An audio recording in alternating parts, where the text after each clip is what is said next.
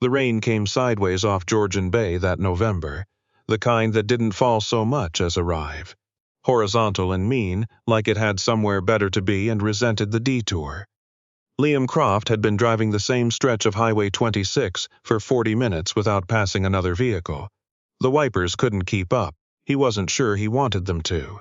He'd left the house in Collingwood before dawn because staying in it had become something close to impossible. Not the house itself. The house was fine, a good solid Ontario farmhouse with thick walls and a wood stove that drew well. But the silence inside it had weight now. It pressed against him when he sat down. It followed him from room to room. 3 months since Fletcher died, and the silence had become the loudest thing Liam had ever heard in his life, and he had stood inside burning buildings and watched the ceiling come down. He'd served 18 years before the shoulder forced him out. 8 of those years he'd spent with a search and rescue unit that operated out of CFB Trenton, doing the kind of work nobody talked about at dinner parties.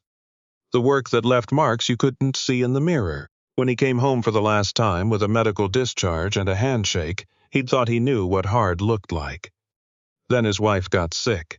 Then she got better. Then Fletcher, their chocolate lab, 11 years old, and the gentlest animal Liam had ever known, lay down one Tuesday afternoon on the kitchen floor and didn't get up. People told him it was just a dog. He didn't argue. There was no point arguing with people who had never slept in a forward operating base with a working dog at their feet, who had never felt that particular warmth and understood in the gut what it meant to not be alone in the dark. He pulled off the highway onto a gravel shoulder near Craigleith and sat there with the engine running, watching the rain beat against the windshield. A transport truck roared past and shook the whole cab. Liam didn't flinch. After a while, he noticed something at the tree line. It was hard to make out through the rain, a shape that didn't fit. He rolled down the window and immediately regretted it. The cold came in like a fist, but he kept looking because after 18 years of training your eyes to find things that didn't belong, you didn't stop. You couldn't stop. He got out of the truck. The shape resolved itself as he walked toward it. A dog, a large one, maybe 60 pounds. A mix of something shepherd and something rougher, dark-furred and soaking wet, huddled at the base of a spruce tree, with her body curved around something Liam couldn't see yet. She watched him come. She didn't run. She just watched, with eyes that had gone very still, the way eyes go when a creature has run out of options and is waiting to find out what happens next. He stopped about 10 feet away and crouched down. She tensed but held. Under the curve of her body, 2 puppies were pressed together, maybe 8-9 weeks old, brown and black and shivering so hard Liam could see it from where he knelt. One of them made a sound, the other didn't. "Okay," Liam said. He didn't say it to the dog exactly. He said it the way he used to say it to himself before a difficult task. Just a word to mark the moment. "Okay, here we are. Let's see what needs doing." He went back to the truck and got the old wool blanket he kept behind the seat. He also got the half-eaten Tim Hortons sandwich sitting in the cup holder, egg salad. Not his best choice for 6 a.m., but it was what he had. He tore off a piece and held it out toward the mother dog. She sniffed the air. Her body language said she didn't trust him, and also that she was starving, and also that she would die before she let anything else happen to those puppies.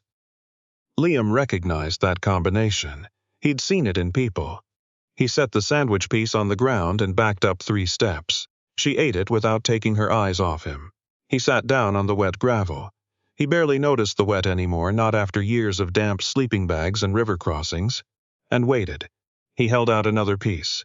She came a little closer. He let her eat from his hand on the 4th try, and he felt something in his chest do something it hadn't done in months. Something that was not quite pain and not quite relief, but lived in the same neighborhood as both. Getting her into the truck took another 20 minutes. He didn't rush it. The puppies were the key. She wasn't going anywhere without them, and once he got them bundled in the blanket and set them gently on the passenger seat, she leaped up before he even had to ask. She curled herself over them and gave him one long measuring look, as if to say, "I'm watching you. Don't make me regret this." "I won't," Liam said, and pulled back onto the highway. He lived 12 minutes from that spot, which was lucky, because the smaller puppy was in rough shape, cold and quiet in a way that worried him.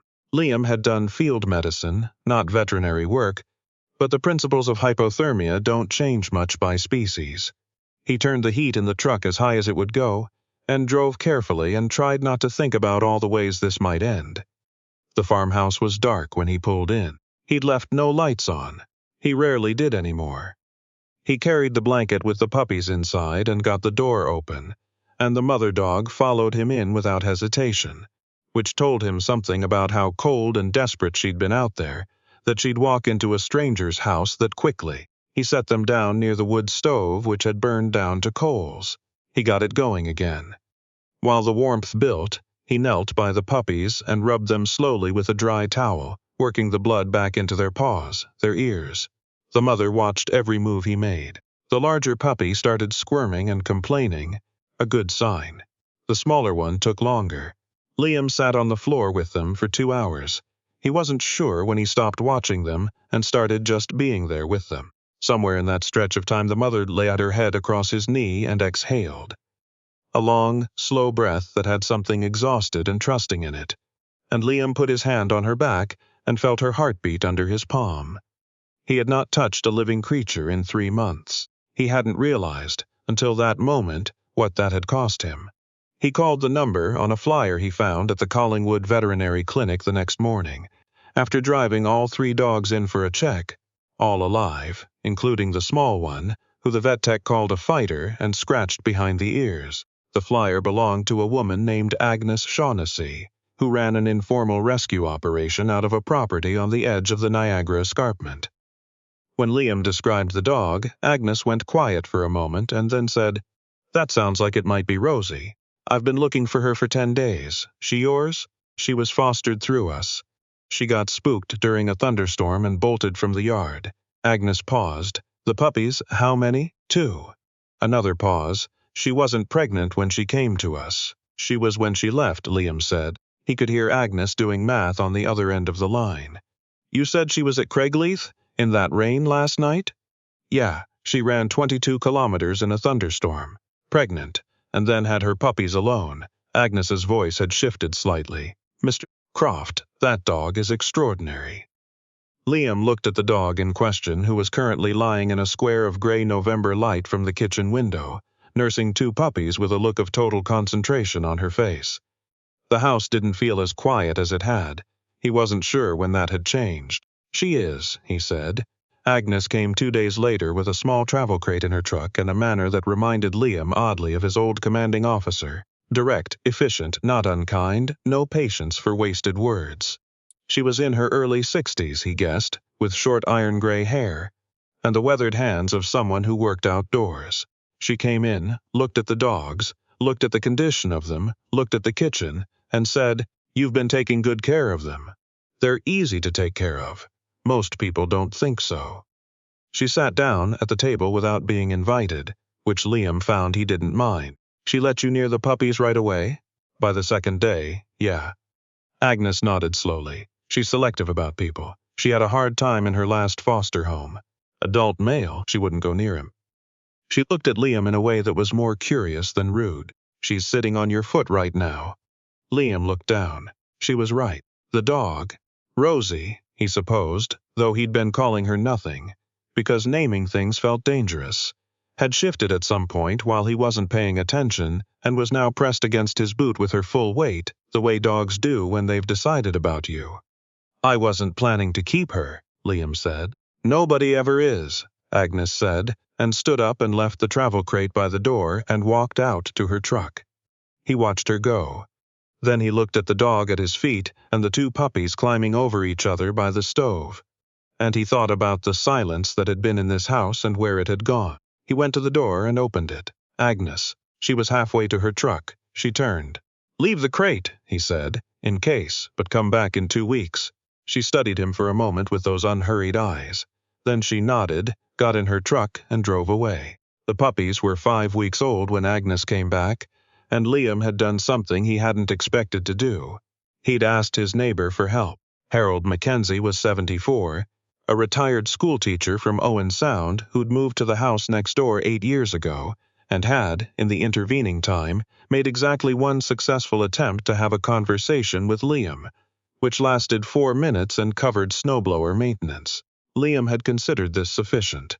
Harold apparently had not, because every second Thursday he left things on Liam's porch. Bags of apples from the tree in his yard, a casserole once, a paperback novel which Liam never read but didn't throw away. Liam had not once gone to Harold's door, not in 4 years, but the smaller puppy, who had turned out to be female, and who had survived being the size of Liam's fist and just as dense, needed something soft to sleep against when her mother wasn't available. And Liam had discovered, at 2 in the morning on a Thursday, that he didn't have anything that fit that description. He had a folded moving blanket and a pillow that had gone flat and the clothes on his back. The farmhouse had become, without his noticing, a house without soft things in it. He knocked on Harold's door at 7 a.m. Harold answered in a cardigan and looked at Liam with the careful neutrality of a man who has learned not to show surprise. "Do you have an old sweater?" Liam said. "Something you don't want back? I've got a puppy who needs something to sleep on." Harold looked at him for a moment. Then he said, "Come in, I'll make tea." Liam almost said no. He started to say no. Then, for reasons he couldn't have named, he said, "All right, quick." He was there for 2 hours. Harold had served, as it turned out. Not the same branch, not the same era. But he'd done a tour in Cyprus in 1975 as a peacekeeper, and come home to a country that wasn't sure what to do with that, which was a story Liam recognized from a different angle. They didn't talk about any of that directly. They talked about the dogs. Harold had had a border collie named Pepper for 15 years, and he showed Liam a photograph, the dog half buried in an Ontario snowdrift with an expression of pure lunatic joy. And something about that photograph, about Harold's voice when he talked about Pepper, loosened something in Liam that had been tight for a long time. He went home with a Fair Isle sweater that Harold said had been his wife's, and that smelled faintly of cedar, and he folded it into the corner of the box by the stove, and the puppy stepped into it and turned 3 circles and lay down with a sound of profound satisfaction. Liam stood in his kitchen and felt the house around him. It was the same house. The walls hadn't moved, but something had shifted in the air of it. The quality of the quiet, perhaps, which had become something closer to peace than to emptiness. Agnes came back on a Tuesday. She came in and sat at the table, and Liam made coffee, actual coffee, not the instant he'd been living on, and they sat across from each other and looked at the dogs. "The puppies are ready to be placed," Agnes said. "I've got families vetted and waiting, both of them." Liam nodded. "Rosie's a different question." Agnes wrapped her hands around the mug. "She's not easy to place. She needs someone patient, someone consistent, someone who isn't going to be surprised when she has bad days." Agnes looked at him steadily. "Sound familiar?" Liam said. "I'm not doing anything. I'm describing a dog." He looked out the window. The bay was gray today, flat and cold under a sky the color of old tin. The puppy with the Fair Isle sweater had fallen asleep with one paw over her brother's face. The brother didn't seem to mind. "I had a lab," Liam said. 11 years. I know. You mentioned him when you called." Agnes was quiet a moment. Fletcher. He hadn't expected her to remember the name. He felt something move through him. Not pain, exactly. Something older and quieter than pain. "He slept at the foot of my bed for 11 years, Liam said. "The night he died I couldn't sleep. I kept reaching down." Agnes didn't say anything. She let that sit where it had landed. After a while she said, "The rescue's not set up to take her back, truly. She'd be in boarding, and she doesn't do well in boarding. She shut down completely the last time." She turned her mug in her hands. "But that's not why I'm telling you. I'm telling you because I think you know what she needs, and I think she's already given you a fair part of what you need, and I've been doing this long enough to recognize that when I see it." Liam didn't answer. He looked at Rosie, who was stretched out along the wall with her head up, ears slightly raised, monitoring the room with the quiet attentiveness of an animal who had learned that the world could change suddenly and that it was important to pay attention. She wasn't anxious. She was just present, ready. He recognized that, too. "The puppies need to go to their families," Liam said. "Yes, that's going to be hard on her, probably for a few days. Dogs move through loss differently than we do." He thought about that. He thought about the way Rosie had laid her head on his knee. That first night, that long exhale, the weight of it.